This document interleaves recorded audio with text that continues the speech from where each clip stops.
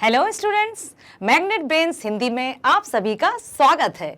मैं हूं आपकी हिंदी टीचर लाली वर्मा। जैसा कि हमने पिछले वीडियो में देखा, पाठ पहला क्षितिज भाग 2 का, ठीक है, उसमें हमने जाना कि किस तरह से गोपियों ने उद्धव जी से शिकायतें की, साथ ही साथ उन्होंने भगवान श्री कृष्ण को भी नहीं छोड़ा, उन पर भी कई व्यंग तसे और उन्होंने ये भी कहा कि योग का संदेश हमारे लिए नहीं है। उद्धव जी को घुटने टेकने पर विवश किया। आज हम उसी पाठ के प्रश्नोत्तर के साथ आपके सामने प्रस्तुत हैं। तो आइए हम एनसीईआरटी ही बुक क्षितिज भाग 2 पाठ 1 के प्रश्नोत्तर आज यहां पर करते हैं। तो देखिए ध्यान से। पहला प्रश्न है, गोपियों द्वारा उद्धव को भाग्यवान कहने में क्या व्यंग निहित है? सोचिए जरा कि गोपियों ने उद्धव जी को भाग्यवान क्यों कहा? क्या वास्तविक रूप में उद्धव जी को भाग्यवान कहना चाहती थी या फिर उनको भाग्यवान कहकर अभागा कह रही थी? तो पहले प्रश्न का उत्तर यह है, गोपियों द्वारा उद्धव को भाग्यवान कहने में यह व्यंग निहित है कि उद्धव वास्तव में भाग्यवान ना होकर अति भाग्यहीन हैं। वे कृष्ण रूपी सौंदर्य तथा प्रेम रस के सागर के सानिध्य में रहते हुए भी उस असीम आनंद से वंचित हैं। वे प्रेम बंधन में बंधने एवं मन के प्रेम में अनुरक्त होने की सुखद अनुभूति से पूर्णतः अपरिचित हैं। यही तो बताना चाहती थी गोपियां कि आप भाग्यशाली हो व्यंग्यात्मक रूप में, लेकिन परोक्ष रूप से उनको भाग्यहीन कहना चाहती थी। तो पहले प्रश्न का उत्तर समझ में आया होगा। चलते हैं दूसरे प्रश्न की तरफ। दूसरा प्रश्न है, उद्धव के व्यवहार की तुलना किस किस से की गई है? सोचिए जरा। हमने काव्य पढ़े, उनकी व्याख्या भी सुनी, तो सोचिए कौन कौन से ऐसे तत्व थे या कौन कौन सी ऐसी बातें थी, गोपियों ने क्या उदाहरण दिए थे उद्धव को? गोपियों ने उद्धव के व्यवहार की तुलना कमल के पत्ते से की, जो जल में रहते हुए भी भीगता नहीं है। आप सभी ने भी देखा होगा, कमल का फूल खिलता तो पानी में है, परंतु अभी और आप अनुभव करके देखिएगा कि वो जो उसके पत्ते रहते हैं, साइंटिफिकली तरीके से देखा जाए तो वैक्सी रहते हैं, है ना। और यदि गोपियों की दृष्टि से देखा जाए तो वहां पर उन्होंने यही कहा है कि जल में होने के बाद भी पत्ता भीगता नहीं है, अर्थात उद्धव जी आप श्री कृष्ण के निकट रहकर भी उनसे प्रेम नहीं कर सके। और दूसरी उन्होंने तुलना की है तेल में लिपटी हुई मटकी से, गगरी से, कि यदि तेल में लिपटी हुई मटकी पर पानी की एक बूंद भी छिड़क दी जाए तो वो ठहरती नहीं है। वह जल में रखे तेल के मटके के समान है, जिस पर जल की एक बूंद भी टिक नहीं पाती। अर्थात उद्धव जी अभागे हैं गोपियों के अनुसार। चलते हैं तीसरे प्रश्न की तरफ। तीसरा प्रश्न है, गोपियों ने किन किन उदाहरणों के माध्यम से उद्धव को उल्हाने दिए हैं? गोपियों ने अनेक उदाहरणों के माध्यम से उद्धव को उल्हाने दिए हैं। गोपियां उद्धव के व्यवहार को कमल के पत्ते के समान बताती हैं, जो पानी में रहकर भी भीगता नहीं है। तेल से लिपटी हुई मटकी के समान बताती हैं, जिस पर पानी की एक बूंद भी रुकती नहीं है। साथ ही साथ गोपियां उन्हें बड़भागी कहती हैं, जो कृष्ण के संग रहकर भी प्रेम के बंधन से मुक्त हैं। उन्हें प्रेम के मायने ही नहीं पता। स्वयं को श्री कृष्ण का परम मित्र कहते हुए भी उनको प्रेम के मायने नहीं पता। इस तरह से गोपियां व्यंग करती हुई उद्धव पर कटाक्ष करती हैं। वे उद्धव के योग संदेश को कड़वी ककड़ी के समान बताती हैं, जो उनसे नहीं खाई जाती, यानी वे उन बातों को नहीं समझ सकती जो उद्धव जी योग के माध्यम से उनको बताना चाहते हैं, उनको समझाना चाहते हैं। जैसा कि हमने पद में पढ़ा था कि उद्धव ने जो योग संदेश दिया था, गोपियों ने उसको कड़वी ककड़ी के समान त्याज्य बताया था। त्याज्य अर्थात त्यागने योग्य। तो उनके लिए योग कोई काम का नहीं है, क्योंकि उनका मन तो दिन रात सोते जागते उठते बैठते श्री कृष्ण की ही याद में लगा रहता है। वो हर समय श्री कृष्ण का नाम के रट ही लगाना चाहती हैं। नेक्स्ट, उद्धव द्वारा दिए गए योग संदेश ने गोपियों की विरह अग्नि में घी का काम कैसे किया? प्रश्न समझ आया बेटा? इसमें सूरदास जी कहना चाहते हैं कि योग का संदेश सुनकर जब उद्धव जी द्वारा गोपियों को योग संदेश सुनाया गया तो उनकी मन स्थिति या मन की स्थिति कैसी थी, उन्होंने किस तरह की प्रतिक्रिया दी उद्धव जी को? तो उनके लिए योग का संदेश, गोपियों के लिए योग का संदेश तो अग्नि में घी डालने जैसा हुआ। जैसे अग्नि में घी डालने पर अग्नि और भड़क जाती है और दहक जाती है, उसी प्रकार से गोपियां पहले से ही दुखी थीं। जब श्री कृष्ण मथुरा चले गए थे उनको छोड़कर, तो गोपियां दुखी थीं। अब दूसरा क्या हुआ कि उद्धव जी जब आए तो उनके मन में एक आस जगी, उनको एक अनुभूति हुई कि संभवतः हमारे श्री कृष्ण ने प्रेम भरा संदेश भेजा होगा। परंतु हुआ क्या? इसके विपरीत, प्रेम संदेश के स्थान पर आया योग संदेश। तो आप बताइए, क्या योग संदेश सुनकर या उद्धव जी की बात सुनकर उनको प्रसन्नता हुई होगी? नहीं, उनका दुख, उनकी व्यथा, उनकी वेदना और बढ़ गई। जिस तरह से आग में घी डालने पर आग और भड़क जाती है और दहक उठती है, उसी प्रकार से उद्धव जी द्वारा योग का संदेश सुनकर उनकी वेदना और दुख और अधिक बढ़ गया। साथ ही साथ कहते हैं कि तब उद्धव ने कृष्ण को भूल जाने और योग साधना करने का उपदेश देना प्रारंभ किया। तब गोपियों की विरह वेदना और भी बढ़ गई। इस प्रकार उद्धव द्वारा दिए गए योग के संदेश ने गोपियों की विरह अग्नि में घी का काम किया, अर्थात उनके दुख को और अधिक बढ़ा दिया। गोपियां और अधिक व्याकुल हो गईं योग का संदेश सुनकर। नेक्स्ट क्वेश्चन पर चलते हैं। मर जादा ना लही। मर जादा, जैसा कि हम पहले ही समझ चुके हैं कि ये जो काव्य खंड है वो ब्रज भाषा में लिखा हुआ है, तो मर जादा का यहां अर्थ है मर्यादा। मर जादा ना लही के माध्यम से कौन कौन सी मर्यादा ना रहने की बात की जा रही है? यहां पर गोपियों से उद्धव जी कहते हैं कि अपनी मर्यादा में रहिए, कृष्ण को भूल जाइए, योग संदेश को धारण कीजिए, योग में लीन हो जाइए। परंतु गोपियां उद्धव जी की बात सुनकर और व्याकुल हो जाती हैं और कहती हैं कि जब उसने, अर्थात श्री कृष्ण ने अपनी मर्यादा नहीं रखी, अपने वचन को नहीं निभाया, तो हमसे मर्यादा में रहने की उम्मीद क्यों की जा रही है? हम क्यों अपनी मर्यादा में रहें जब वो स्वयं अपनी मर्यादा भूलकर राजकाज में लीन हो गया है? मर जादा ना लही के माध्यम से प्रेम की मर्यादा ना रहने की बात की जा रही है। कृष्ण के मथुरा चले जाने पर गोपियां उनके वियोग, वियोग मतलब बिछड़ने, वियोग में जल रही थीं। कृष्ण के आने पर ही उनकी विरह वेदना, विरह मीन्स बिछड़ना, वेदना मीन्स दुख, विरह वेदना मिट सकती थी। परंतु कृष्ण ने स्वयं ना आकर उद्धव को योग संदेश के साथ भेज दिया, जिसने गोपियों की उनकी मर्यादा का त्याग करने पर आतुर कर दिया। अर्थात वे कहती हैं कि हम अपनी मर्यादा में क्यों रहें जब उसने अपनी मर्यादा नहीं रखी। हम उसको नहीं भूल सकते। हम सोते जागते, जीते जी और मरते दम तक श्री कृष्ण को ही अपने उर अर्थात हृदय में बसाकर ही रखना चाहती हैं। प्रश्न छठवां है, कृष्ण के प्रति अपने अनन्य प्रेम को गोपियों ने किस प्रकार अभिव्यक्त किया है? अनन्य प्रेम, अटूट, एकदम मजबूत, है ना?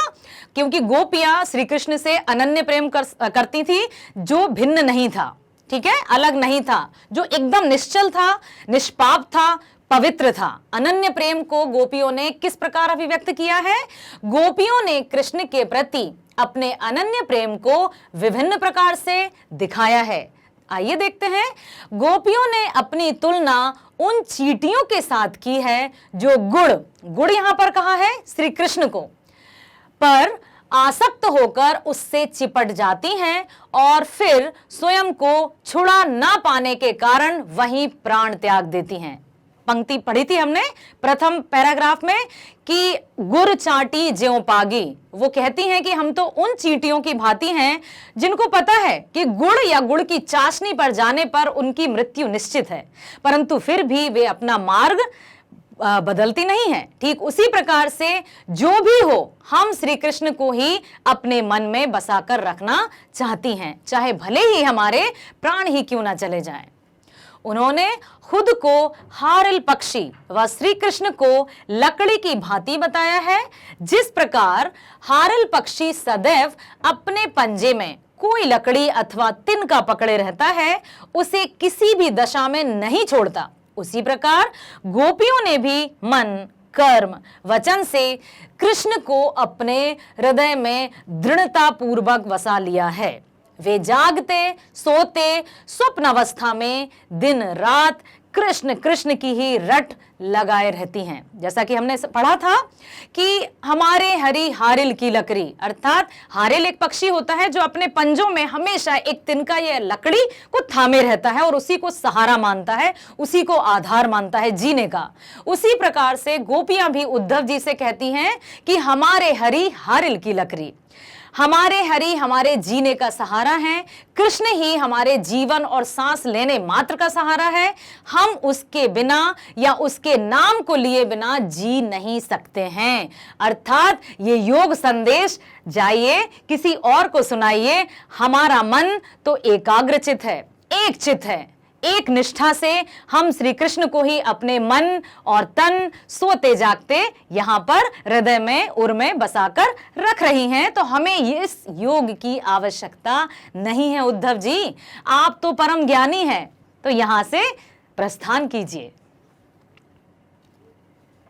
नेक्स्ट, गोपियों ने उद्धव से योग की शिक्षा कैसे लोगों को देने की बात कही है? उत्तर बताइए।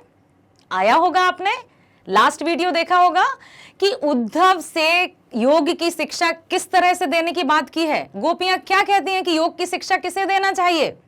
उन्होंने कहा है कि जिनके मन चक्री के समान हो। चक्री समझते हैं? घूमने वाली चक्री, मेले में देखी होगी आपने।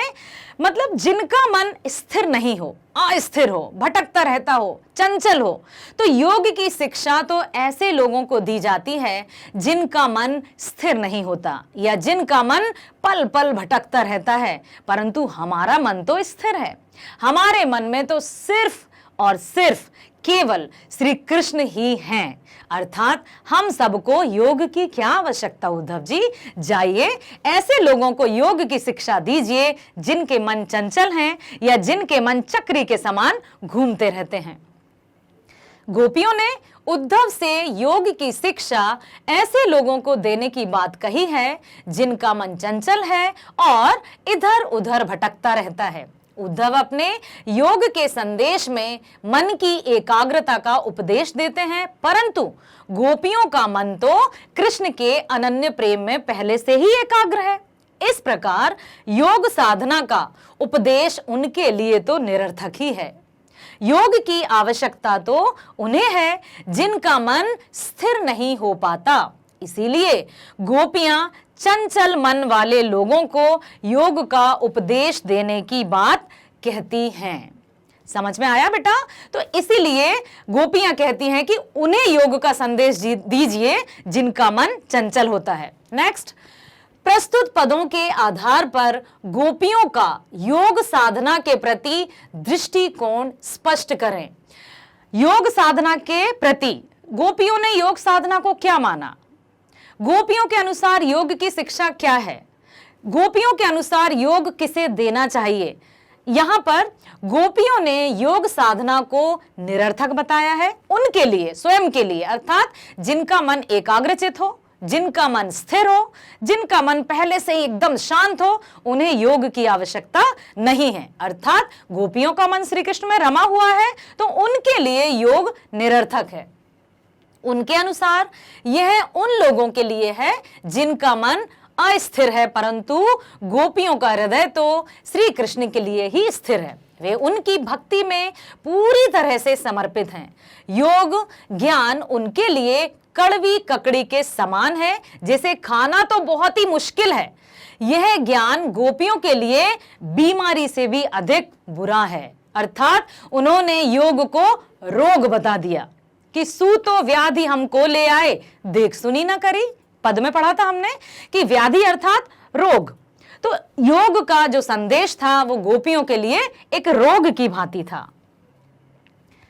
गोपियों के अनुसार राजा का धर्म क्या होना चाहिए? राजा का धर्म क्या होना चाहिए बताइए आप लोग। यस, राजा का धर्म होता है प्रजा की रक्षा करना, अन्याय से लोगों को बचाना, लोगों का हित करना, किसी के मन की व्यथा को दूर करना, दुख संताप से हरना, ये सारे राजा के कर्म होते हैं। परंतु अंतिम पैराग्राफ में हमने पढ़ा था कि हरि है राजनीति पढ़ियाए। लगता है श्री कृष्ण तो राजा बन गया है और राजा बनकर अपनी सारी वचन भूल गया। तो यहां पर उद्धव जी से कहती हैं गोपियां कि राजा का धर्म होता है प्रजा की रक्षा करना, और प्रजा तो हम भी उसकी प्रजा है ना, फिर हमें वो कष्ट क्यों दे रहा है, हमसे मिलने क्यों नहीं आता है। गोपियों के अनुसार राजा का धर्म है कि वह प्रजा को न सताए और प्रजा के सुखों का ख्याल रखे, परंतु वही हमें दुख दे रहा है, वही हमें व्याधि के समान योग संदेश भेज रहा है। तो ऐसी कैसी राजनीति पढ़ ली उसने जो उसे ये भी नहीं पता कि राजा का धर्म क्या होता है, राजा का कर्म क्या होता है। जाकर कह देना अपने राजा से कि राज धर्म तो निभा ले, हम प्रजा, हमें प्रजा समझकर ही हमारे कष्टों से हमारा निवारण कर दे, कह दीजिएगा उद्धव जी। चलिए, तो यहां पर प्रश्न 10वां है, गोपियों को कृष्ण में ऐसे कौन से परिवर्तन दिखाई दिए जिसके कारण वे अपना मन वापस पा लेने की बात कहती हैं। वे गोपियां जो कृष्ण से अनन्य प्रेम करती हैं, अटूट प्रेम करती हैं, फिर भी उन्होंने ये बात क्यों कही कि अब हम श्री कृष्ण से अपने मन को वापस लेना चाहती हैं? ऐसा क्या हुआ, बता सकते हैं आप? जब उन्होंने सुना कि श्री कृष्ण को तो हमारी परवाह ही नहीं, पहले जिसने बड़े बड़े वचन दिए थे, बड़ी बड़ी बातें की थी, वृंदावन में हम सब के साथ रास लीलाएं रचाई थी, आज वही कृष्ण हमें भूल गया और हमारे लिए योग का संदेश भेजने लगा। उत्तर देखिए, गोपियों को लगता है कि कृष्ण ने अब राजनीति सीख ली है, उनकी बुद्धि पहले से भी अधिक चतुर हो गई है। पहले वे प्रेम का बदला प्रेम से चुकाते थे, परंतु अब प्रेम की मर्यादा भूलकर योग का संदेश लेने लगे हैं। कृष्ण पहले दूसरों के कल्याण के लिए समर्पित रहते थे, परंतु अब अपना भला ही देख रहे हैं। उन्होंने पहले दूसरों के अन्याय से लोगों को मुक्ति दिलाई है, परंतु अब नहीं। श्री कृष्ण गोपियों से मिलने के बजाय योग की शिक्षा देने के लिए उद्धव को भेज दिया है। श्री कृष्ण के इस कदम से गोपियों के मन और भी आहत हो गए हैं। श्री कृष्ण में आए इन्हीं परिवर्तनों को देखकर गोपियां आपको श्री कृष्ण के अनुराग से वापस लेना चाहती हैं, अपने आप को वे चाहती हैं कि अब कृष्ण के प्रेम से हम मुक्ति ही पालें, क्योंकि वो जिसके नाम कई थे, कोई माखन चोर कहता था, कोई छलिया कहता था, तो ये सारे जो नाम थे, माखन चोर, छलिया, लगता है उसने हमें भी छल दिया है, हमारे साथ भी छल किया है, तो इससे अच्छा है कि हम अपना मन ही वापस ले लें। परंतु इतना सोचकर भी गोपियां अपने मन को वापस नहीं ले पाईं। क्यों? क्योंकि उनका मन, तन, वचन, कर्म सर्वस्व समर्पित कर चुकी थी वो श्री कृष्ण को। प्रश्न 11, गोपियों ने अपने वाक्य चातुर्य के आधार पर ज्ञानी उद्धव को परास्त कर दिया। उनके वाक्य चातुर्य की विशेषताएं लिखिए। बेटा, यहां पर एक शब्द आया है वाक चातुर्य। वाक चातुर्य का अर्थ होता है वाणी में चतुराई, बोलने में चतुराई, वाणी की कुशलता। वाक चातुर्य का अर्थ होता है ऐसी वाणी जो अकाट्य तर्क प्रस्तुत कर सके, ऐसे तर्क जो कोई भी काट ना सके, और वो भी किस तरह से? शक्ति और साहस के साथ और सलीके के साथ। ऐसा नहीं कि हम किसी भी प्रकार की भाषा बोलें और सामने वाले को चुप करा दें। वाक चातुर्य अर्थात चतुराई से की गई बातें। तो गोपियों ने अपने वाक्य चातुर्य से महाज्ञानी ब्रह्मज्ञानी उद्धव को परास्त कर दिया। कैसे कर दिया? गोपियों के वाक्य चातुर्य की विशेषताएं थी साहसी, गोपियां पूरी तरह से निडर हैं, वह उद्धव को कोसने से परहेज नहीं करती हैं, कोसती तो हैं परंतु वाक्य चातुर्यता के साथ, चतुराई के साथ। कि भाग्यवान कहा परंतु परोक्ष रूप से अभागा भी कह रही हैं। वह उनके योग साधना के संदेश को कड़वी, ककड़ी और बीमारी भी बताती हैं। व्यंग्यात्मकता गोपियों ने बड़े ही प्रभावशाली ढंग से व्यंग करती हैं। वे उद्धव को बड़भागी कहती हैं, चूंकि वह श्री कृष्ण के पास रहकर भी प्रेम से अछूते रहे। यह कहकर वह उद्धव का उपहास करती हैं। उपहास मतलब समझते हैं ना बेटा, मजाक उड़ाती हैं कि आप ब्रह्म ज्ञानी होकर भी आपको यह नहीं पता कि योग की शिक्षा किसे दी जाती है। स्पष्टता कि जो बात वो कहती हैं उसमें स्पष्टता है, उसमें कोई भ्रामक करने वाली कोई वाक्य नहीं है, कोई शब्द नहीं है। वे स्पष्ट शब्दों में उद्धव को बताती हैं कि वे श्री कृष्ण के प्रेम में पूरी तरह से लीन हैं, इसलिए उनके योग संदेश का उन पर कुछ भी असर नहीं पड़ने वाला। वे साफ साफ शब्दों में कह देती हैं कि आपका योग संदेश हमारे लिए कड़वी ककड़ी के समान है, एक रोग के समान है, तो कृपया ये योग का संदेश हमें ना सुनाएं, जाकर उन्हें सुनाएं जिनका मन चंचल होता है। प्रश्न है, संकलित पदों को ध्यान में रखते हुए सूर के भ्रमर गीत की मुख्य विशेषताएं बताइए। जैसा कि लास्ट वीडियो में हमने आपको बताया था कि सूरदास जी के प्रमुख 3 रचनाएं हैं, सूर सागर, सूर सारावली और साहित्य लहरी। सूर सागर के भ्रमर गीत से ही ये पद लिए गए हैं। अब भ्रमर गीत क्या होता है, उसकी विशेषता क्या है, वो इस प्रश्न में हम समझेंगे। भ्रमर गीत की मुख्य विशेषताएं हैं, निर्गुण और निराकार भक्ति से ज्यादा सगुण और साकार भक्ति को महत्व दिया गया है। अब यहां पर शब्द आते हैं निर्गुण और निराकार। कबीरदास जी का आपने नाम सुना होगा। कबीरदास जी को निर्गुण धारा का कवि माना जाता था, निराकार ब्रह्म पर वो आस्था रखते थे। निराकार अर्थात ऐसे ईश्वर को वे मानते थे जिसका कोई आकार नहीं है। परंतु सूरदास जी सगुण भक्ति धारा के हैं क्योंकि उन्होंने श्री कृष्ण को पूजा है।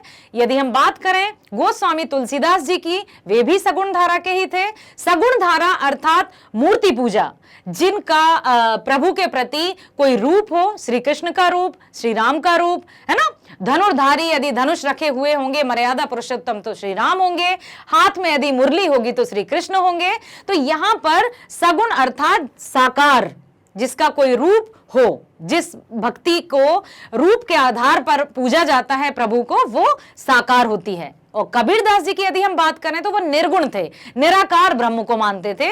उनका मानना था कि ईश्वर तो एक है जिसका कोई आकार नहीं होता। ठीक है, तो यहां पर निर्गुण और निराकार भक्ति से ज्यादा सगुण और साकार भक्ति को महत्व दिया गया है, क्योंकि यहां पर श्री कृष्ण का ही वर्णन किया गया है।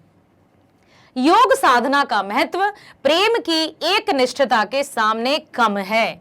गोपियों की विरह वेदना इतनी अधिक है कि वो उसको झेले जा रही है, परंतु अपने मन से श्री कृष्ण का नाम मिटाना नहीं चाहती हैं। वे चाहती हैं कि हम मरते दम तक, जीवन पर्यंत श्री कृष्ण को ही अपने मन में बसाकर रखें। गोपियों ने सरलता, मार्मिकता, उपालंब, व्यंग्यात्मक कथ्य, तर्क शक्ति आदि के द्वारा उद्धव के ज्ञान योग को तुच्छ सिद्ध कर दिया। उद्धव के ज्ञान को तुच्छ, तुच्छ मतलब निम्न, छोटा साबित कर दिया। और उद्धव जी भी उन गोपियों के समक्ष, उनकी वाक्य चातुर्यता के समक्ष घुटने टेकने पर विवश हो गए। आपने घुटने टेकना मुहावरा सुना होगा, अर्थात अपने आप की हार मान लेना। उद्धव ने भी गोपियों के समक्ष हार मान ली और वे निशब्द रह गए। वो गोपियों को कोई प्रत्युत्तर नहीं दे पाए। जब उन्होंने देखा कि गोपियों के मन में तो श्री कृष्ण के प्रति इतना प्रेम है जिसका ना कोई आदि है ना कोई अंत, तो वे भी निशब्द हो गए, चुप हो गए। गोपियों ने खुद को हारिल पक्षी व श्री कृष्ण को लकड़ी की भांति बताकर अनन्य प्रेम का परिचय दिया है। अनुप्रास, उपमा, दृष्टांत, रूपक, व्यतिरेक, विभावना, अतिशयोक्ति आदि अनेक अलंकारों का सुंदर प्रयोग किया गया है। शुद्ध साहित्यिक ब्रज भाषा का प्रयोग हुआ है। इसमें भी संगीतात्मकता का गुण सहज ही दृष्टिगत होता है। अलंकार 9th कक्षा में पढ़े होंगे आपने कि अलंकार क्या होते हैं। अलंकार वे होते हैं जो काव्य की शोभा बढ़ाते हैं। जिस प्रकार से आभूषण या गहने पहनने वाले की सुंदरता में 4 चांद लगा देते हैं, उसी प्रकार से अलंकार काव्यों की सुंदरता में 4 चांद लगा देते हैं। चलिए, तो ये रहे हमारे प्रश्नोत्तर। आशा करती हूं आप सभी को आज का वीडियो अच्छा लगा होगा और समझ में भी आया होगा। अब सुनिए हमारे मैग्नेट ब्रेन्स की तरफ से कक्षा 6वीं से 12वीं तक की ऑनलाइन शिक्षा एकदम मुफ्त, जहां पर कोई भी पैसा नहीं देना है, कोई भी सब्सक्रिप्शन लेकर आपको पे नहीं करना है। संपूर्ण शिक्षा, इतनी बेहतर शिक्षा कि आप अपने आप को एक सुयोग्य नागरिक बना सकते हैं। तो मैग्नेट ब्रेन को लॉगिन करिए, लाइक करिए, सब्सक्राइब करिए और शेयर कीजिए। Thank you so much.